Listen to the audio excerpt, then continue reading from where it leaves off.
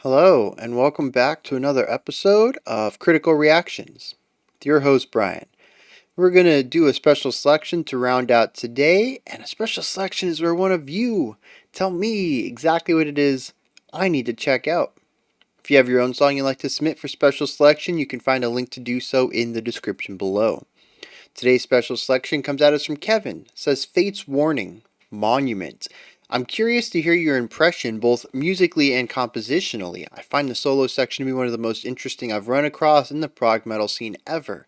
And lyrically, the overarching theme of why do we make music is especially noteworthy in the context of the state of heavy metal circa 94. Alright, so let's dive into this. We got Fate's Warning. The song is Monument. Let's see what's going on.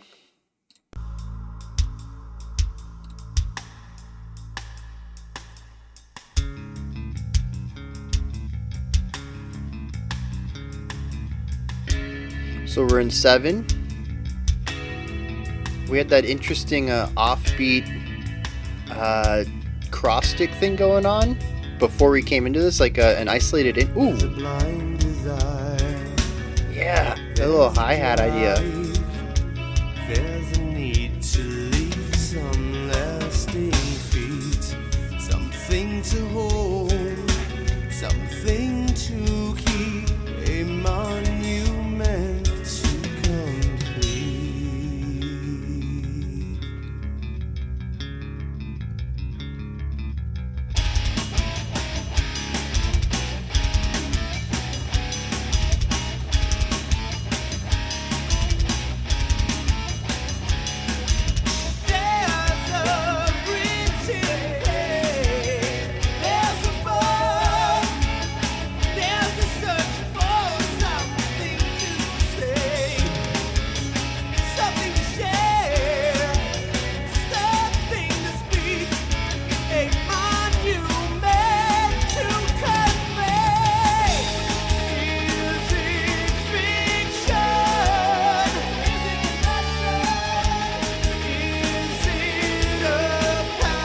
So we've moved to straight 4/4 for the chorus. We've got some interesting tremolo picking going on the left guitar. More of like a scratching sounds just at the periphery of the sound sphere.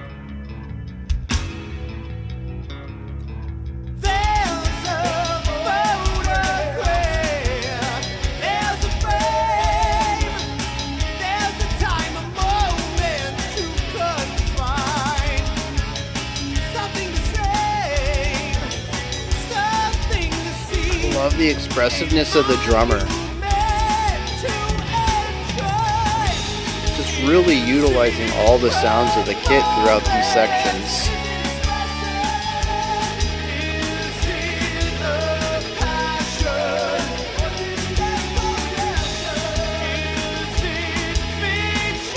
It is interesting just how much presence the drums have in the mix though. They're very forward. The cymbal in particular, the offbeat bell hit, is even above the vocals. Also that back and forth on the vocal bit, enjoyed that.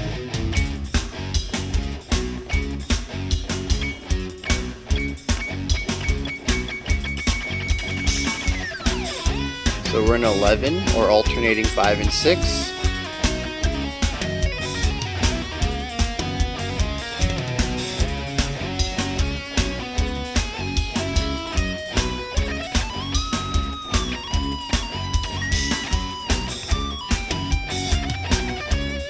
We're getting a little Phrygian.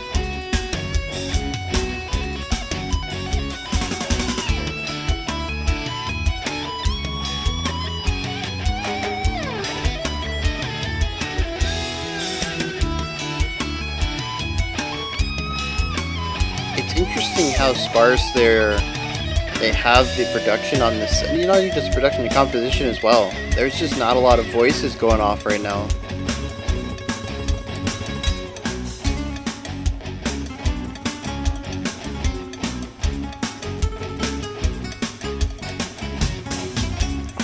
Nice little triplet vibe. Little homage to Flight of the Bumblebee.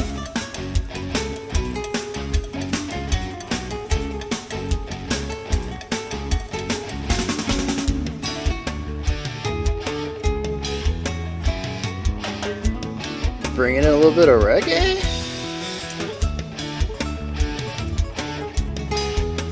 And of course, this is influenced by Spanish guitar.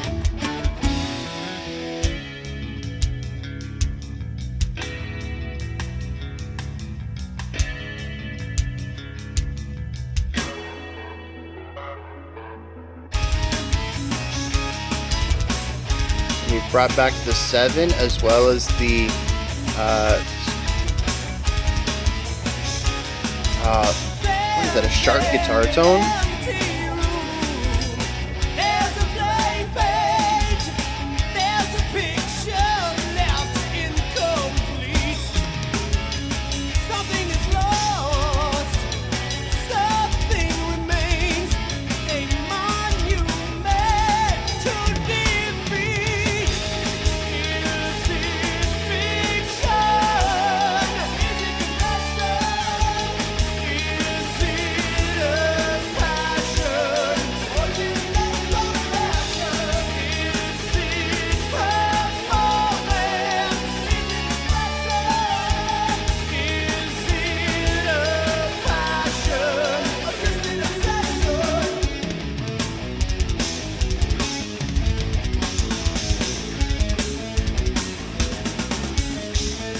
Yeah, playing all sorts of with all sorts of metric modulations there at the end.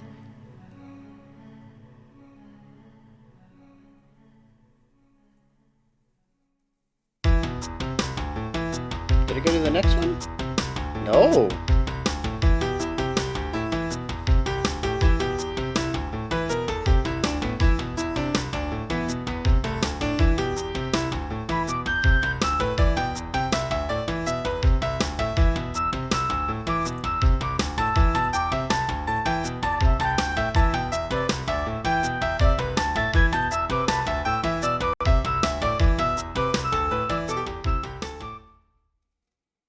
Was that in 13?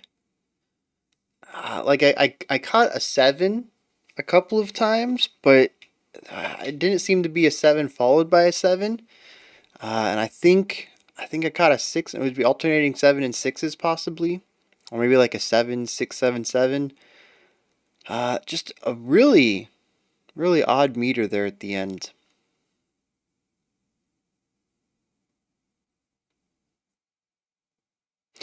Oh, that says inside out. So I was looking at this for a long time. This the white text on the left side that's vertical. Trying to figure out how that said monument. Monument's the track. It's on the inside out um, album. So you would put your head like this, and you would read from bottom to top. And the S right here is very prominent at the bottom. Oh, let me scroll this down just a little bit. Yeah, the S right there is very prominent. And if you just imagine that that's the S from inside, you can kind of read between the lines and kind of get the rest of it. It is kind of awkwardly created, but I think it kind of gets its vibe across. All right, so Monument, Fate's Warning.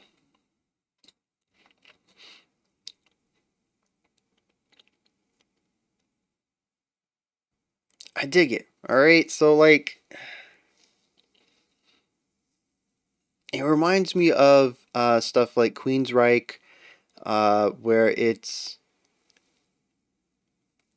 like, or even some of Dream Theater's less proggy, less technical tracks, where there's some prog element to it, but instead of throwing everything into a single song, we keep it rather constrained. We have a tight focus over what we're trying to do, but we include some more progressive elements to not make it so it's standard. So, we see that in the influences.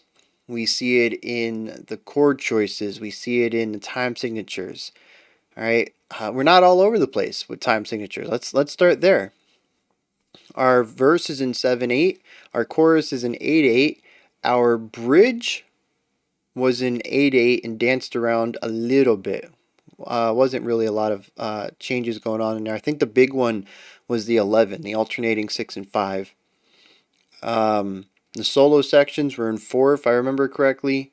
We go back to the chorus, which is in 4, and then we close out with that strange outro, which I think might have been in 13, which was alternating 7 and 6. So each section of the song has its own time signature. They're all very close to 4/4. The 13/8 would be the biggest change. But of course, the 7/4 is real close to 8/4, which is pretty much counted as 4/4. Um, the alternating 5 and 6 is a little bit out there, but 5 is pretty close to 4. It's really the alternating that makes that more complex. If it was just 5/4, it would not have been that big of a deal. If it was just 6/4, I mean, that's again not really that big of a deal. It's really putting them back to back and getting that 11 count that makes that section feel odd, especially since they're working within 2-bar phrases. So you don't really feel the 5 and the 6, you feel that 11. And 11 is quite a bit different from 4/4. So yeah, it's the two compounds, the 11 in the bridge and the 13 in the outro, that are the most wild. Everything else is pretty standard fare. So, again, I guess we can kind of call these like prog light, where we take a more traditional song and introduce some proggy elements to them, rather than making, a large prog epic, which is constantly changing, constantly just drastically altering the way that it sounds or feels, and just making it, more difficult to follow along with. So yeah, prog light, more palatable, but not 4/4 with basic 4-bar chord progressions. Um, I like that prog light. That should take off. But light has to be spelled Lite, and there has to be a dash between them, right? PROG-LITE. So we have the symmetric element of that: 4 letters, a hyphen, and then 4 letters. Um, yeah, let's start bombarding Rate Your Music and applying prog light to songs or albums that are mostly palatable in structure, but proggy in, minor elements like that. Prog light. I'm kidding. Don't bombard Rate Your Music unless you guys think it's a fantastic idea, and then try to push it. Uh, but yeah, so the time signature's a bit all over the place, but none of it is really, pushing hard against anything that would make it feel less digestible, right? The verse definitely feels like it's lurching a little bit at times, but you can quickly get into it. We've only removed one beat from a 2-bar phrase in 4/4, so it's really not that big of a difference. The influence though, and is all over the place. So like we have some traditional, I don't even know what genre it is. Like we have this really clean belting over strong chordal ideas, power chords maybe even going on. In the guitar, to me, it screams Queensryche. I don't know what genre we would attribute that to. What era of metal do we get? Uh, you know, belting vocals with huge vibrato over power chords that didn't push it into the head voice. Because, of course, if we take the same vocal style and push it into the head voice, introduce a little bit of mixed chest and head, we get hair metal vocals, right? Or even, we push that even a little further into the grit, and then you get extreme metal vocals like uh, Judas Priest, right? So it's interesting to see this lineage. But anyways, I'm really not sure where this vocal style fits, what kind of genre I can attribute it to, especially the vocal style plus the guitar work and how they come together to create a very specific sound to me. It could just be heavy metal. Is that just like 70s or 80s heavy metal? Um, where are they go? Oh, yeah, yeah, yeah, yeah. So we have these power chords that exist, especially in, I think it was the chorus, just having this real strong metal element to it. And then we get to the bridge, though, and we begin to hear all sorts of influences. We get a little bit of a Middle Eastern flair with the Phrygian mode for a brief moment. We also have Spanish guitar popping in. There's a little bit of classical with the homage to Flight of the Bumblebee, and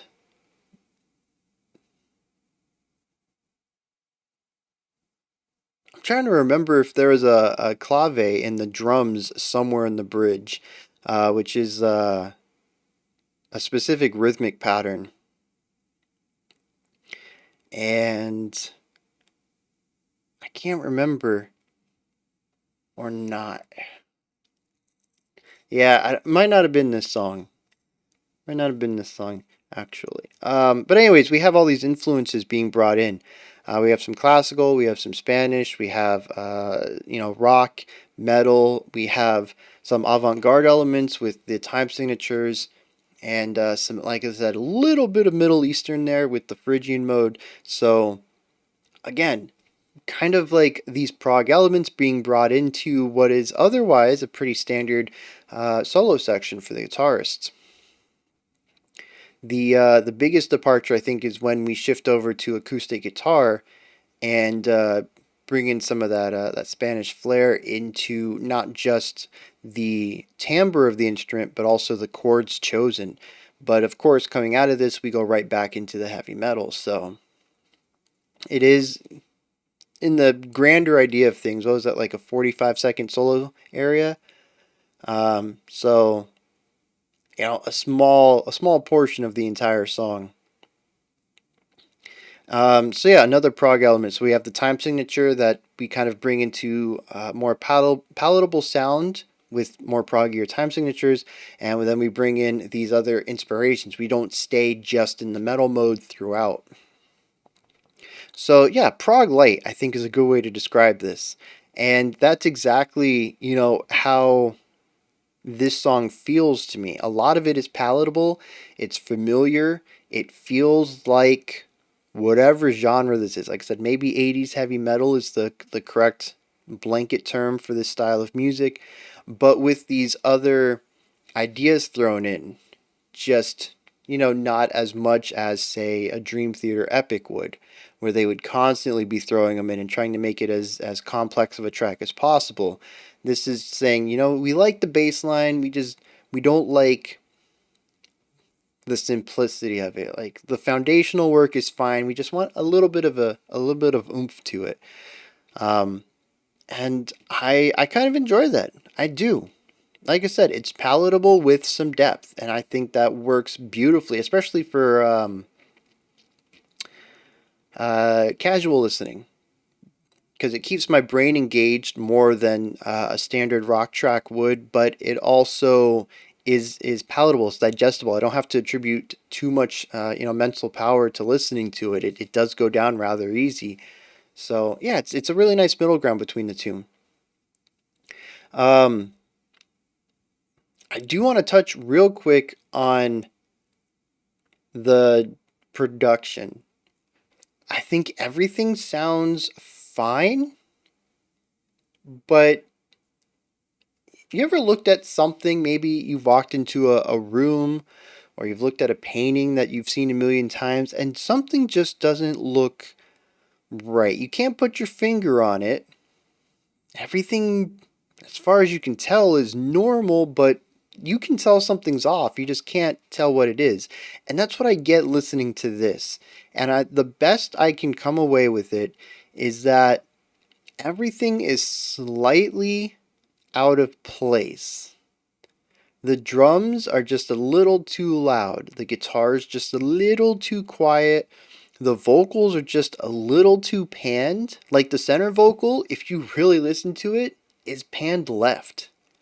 It's only like 10% or something, but it's weighted a little bit to the left, which feels weird when in the chorus, our call and response vocalist is hard right, almost like 100%.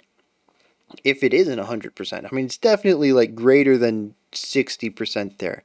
Um, so, the voices feel just a little unbalanced, out of sync. Like if we had center and then both sides, I mean, that would have created a more symmetrical idea to it. If we had just center and then right, I think that would have been fine. But full right and slightly left it feels like I really just need to be rotated a little bit so they're both like 45 degrees away from me.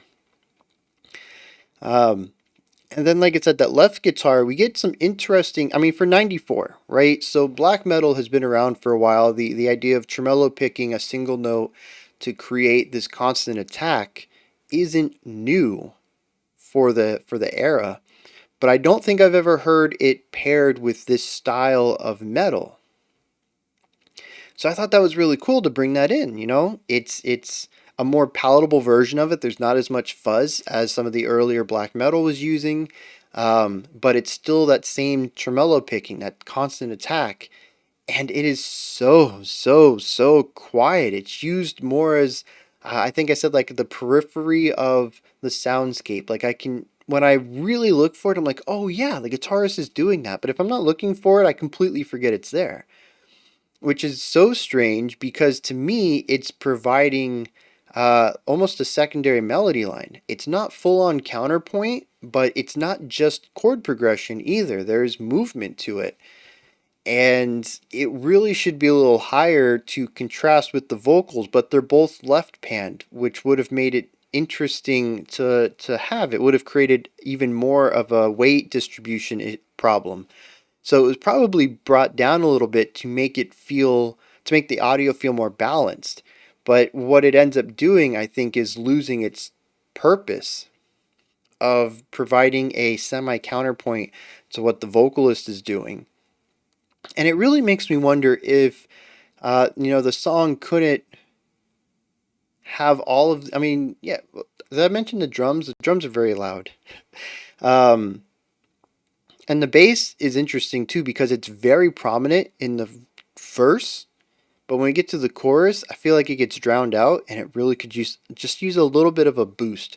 But the interesting thing is, I really feel like if these were positioned differently, the song it would feel like a very different song. But I think that each of these instruments could fulfill the role they're supposed to fill properly without having to make any compromises about how they're interacting with other instruments in their same space of the song. And it just it's really weird the way that it's set up. I think that's the big thing coming out of this, and it's all little things, right? You know, like I'm talking about the drums, especially when he's hitting the bell of whatever symbol that is on the offbeats in the chorus. Just bring that down a little bit. You know, 1 dB, 2 dB, just kind of bring it back down with the rest of the drum kit, because the rest of the drum kit I think is mixed fine.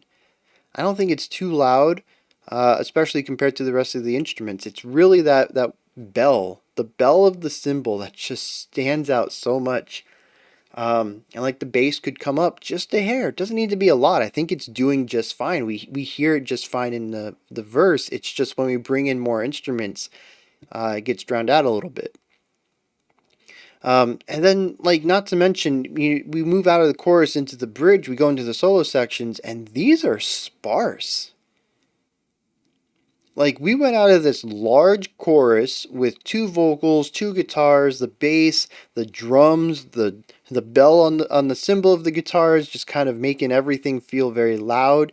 And we go to something that should, as far as I see it, continue to retain the intensity of the chorus and introduce this first guitar segment before we bring the volume down and the intensity down and the width down for this nice Spanish guitar section. And instead, we've already kind of removed a lot of the stuff, and it feels very sparse and anemic for this opening guitar bit, the opening guitar solo. And I think it's just a really interesting choice. As usual, I'm not saying that anything I'm suggesting should be the way they did it. I'm not saying that it's the way the song should be or that they did things wrong. I just had certain expectations listening to the evolution of this song that were not met, and I can't seem to find a reason on why they did the things they did. Um, and it creates a listening experience that ends up providing me with more questions coming out of the song than understanding or answers. And a lot of it is the production. Like the music, I think is solid. the music on the paper, the structure of the song, the performance itself is all solid. It's all the production side of it that I think is some interesting choices. And it makes me wonder who produced it and what their goals were in mind, especially given that it was 94. I was 6 years old at this point, so I don't know what was good production at the time. Maybe this was pretty standard for the time, and as usual, I'm approaching this older music from the lens of modern production. I also don't know, what hardware or software was available at the time. So there's a lot of things that I could be looking back on this just with incomplete information on. But I found them to be distracting, the choices in the production to be distracting nonetheless. I think that's how I want to go about saying that. And like I said, it's all little things. Like if I were given the ability to remaster this and have a producer who would know how to translate my thoughts into the production itself, because as I've spoken about in the past, production's not my strong point. Um, I think I could create what would ultimately be a very different version of the song, but something I think would have a balance between instrument and musical roles versus placement in the sound sphere to create something that's a bit more balanced overall without having to remove the importance of the roles of any of the instruments. Um, I remember something. There was a question in the comment from Kevin. Oh yeah. The solo section is very interesting. One of the most interesting run across in prog metal ever. I don't know if I can. Whoop, wrong one. I don't know if I can agree with that completely. I do think it's an interesting guitar solo section. I don't know if either of the solos individually. I don't know if they were two different guitarists or if one person just took two solos. I don't know if either one of them really stood out to me as interesting on its own, but the combination of how the entire guitar solo bridge section flowed is interesting. And I think that's just because they found a way to interweave so many different influences. Individually, I don't think the opening guitar solo was mind blowing. It had really great phrasing to it. Um, had a little bit of Phrygian in it. One of my favorite, actually, it is my favorite chordal mode. And just some really solid playing, allowing the ideas to breathe a little bit, but also showing off a fair bit of their skills as a guitarist. The Spanish guitar section I thought just had fantastic flow. It was a beautiful section and showed off a little bit of what I'm going to assume is finger playing on the guitar as well. So, um, each of the sections individually I think are well done, but nothing completely innovative and mind blowing to me. But it really is the pairing of everything, how they move from the first guitar solo section into that transition idea into the Spanish guitar section, and then bring us back into the chorus, I think it was, all without really missing a beat or feeling like, everything was just sort of crammed in there because they wanted to make it more technical. They wanted to introduce these ideas but didn't know how, so they just did it, which is something I see in a lot of these technical proggier bands, whatever adjective you want to use for that, where the technicality gets in the way of the musicianship. It gets in the way of the flow of the song. And that didn't happen here. We got to hear this interesting journey from metal to classical to Spanish acoustic guitar playing and move between a bunch of different chordal progressions and modes all throughout. Is a really nice journey throughout this entire section. And I think that's what stands out to me, not the individual elements of the playing, but how they interwove all of these different concepts into something that felt natural. I don't know if I'd say it's, well, maybe. It is kind of unique. I can't say that I've ever heard this exact combination of things thrown together in a row before. So in that way, it is a rather unique guitar solo. Um, oh, dang, punched you guys. I guess right here we're gonna get to the lyrics because that was the next thing Kevin wanted me to look at. So let me get into that real quick.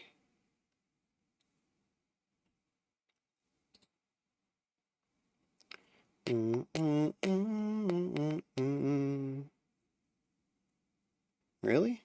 Is this gonna happen again? Like this is not how my life should be.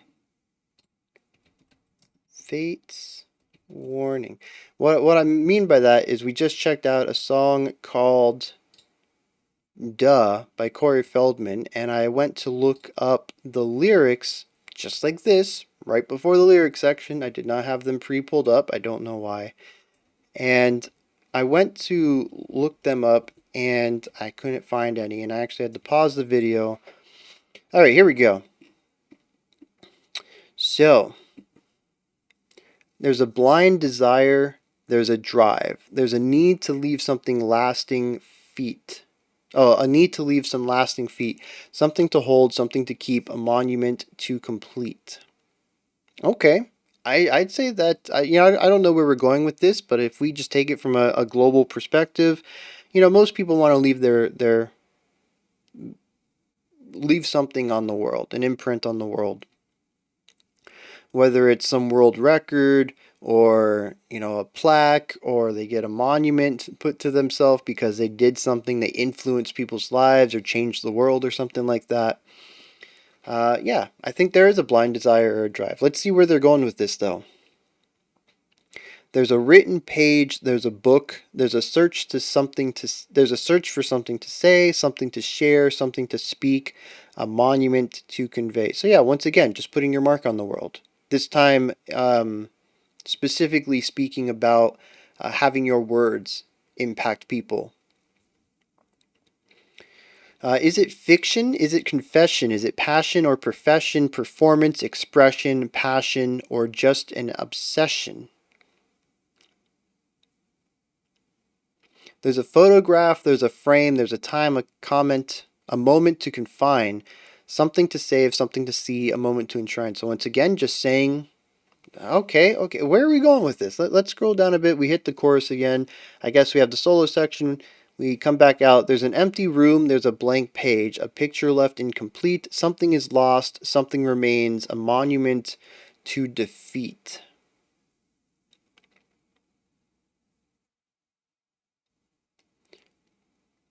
Now, see, that's interesting because previously I kind of got the idea that they were just utilizing multiple angles to say that most people want to leave a mark on their world, whether that is something that people will talk about for years to come, a specific feat, an action that they do, something that they say that gets written in books, or a moment in time that gets photographed, which I think could kind of line up with the idea of the feat, the lasting feat. But then the last one is the opposite of this, an empty room or a blank page. Things not kept, things not written, a picture left incomplete. So a frame with no information. Something's lost, something remains.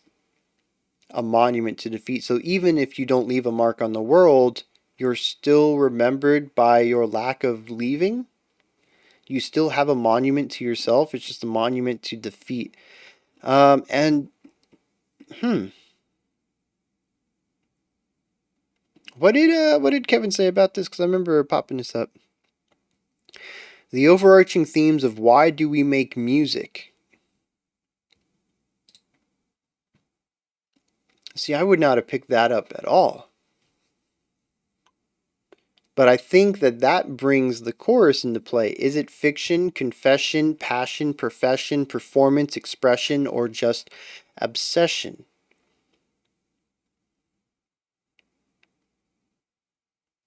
And I think this doesn't necessarily have to apply to why do we make music. This could apply to why do we do anything. Why am I making this YouTube channel? Am I doing it to make a mark on the world? Am I doing it so that my words reach people because I search for something to say? I want to share and to speak. Uh, you know, is it fiction? Is it confession? Passion, profession? I think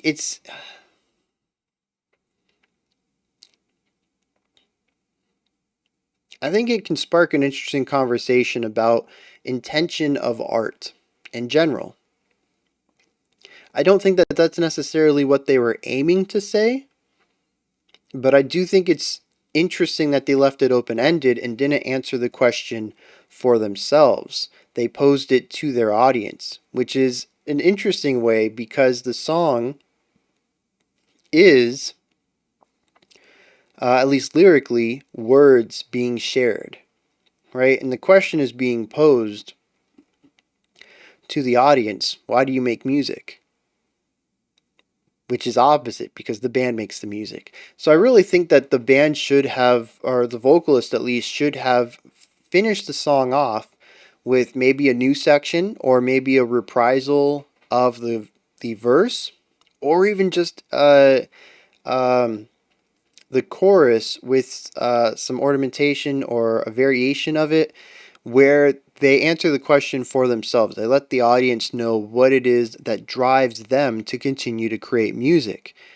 Um, just putting the question out there works. It's a conversation starter, but I don't think it's really that profound. This is a question that has been around in uh, people's minds for a long time. What drives us? Why do we do what we do?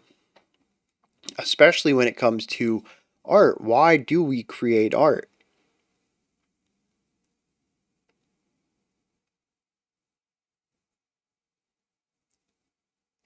And I love how this comes together for the solo section, right?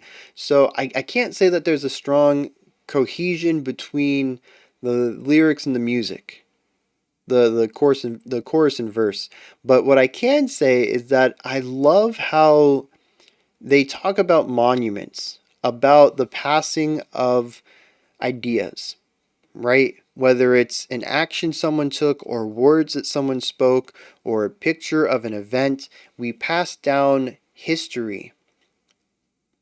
And the history is the actions and the words of those who were driven to do something, to leave an impact on the world. It is the reason why we have so many quotes from philosophers and politicians and generals and everybody else, because they rose to the top because they had something they wanted to say. There was a drive to leave a mark, and one of their marks was quotes, even if the quotes are sometimes given to other people in history. We have a ton of quotes that are misquoted. Where was I going with that though? Oh, yeah, yeah, yeah. So it's interesting then that the idea of this passing of knowledge through history is brought up in the guitar section. It isn't just a rock guitar solo.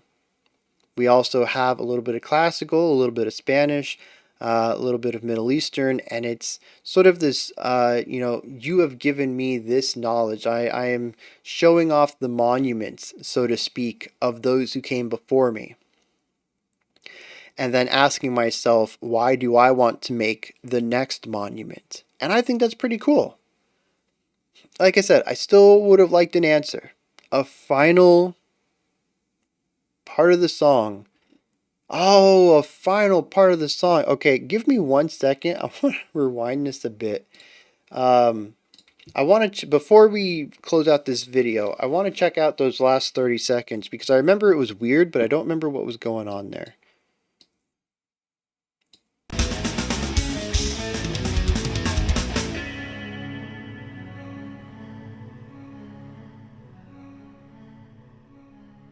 Yeah, because I thought the song had ended, and then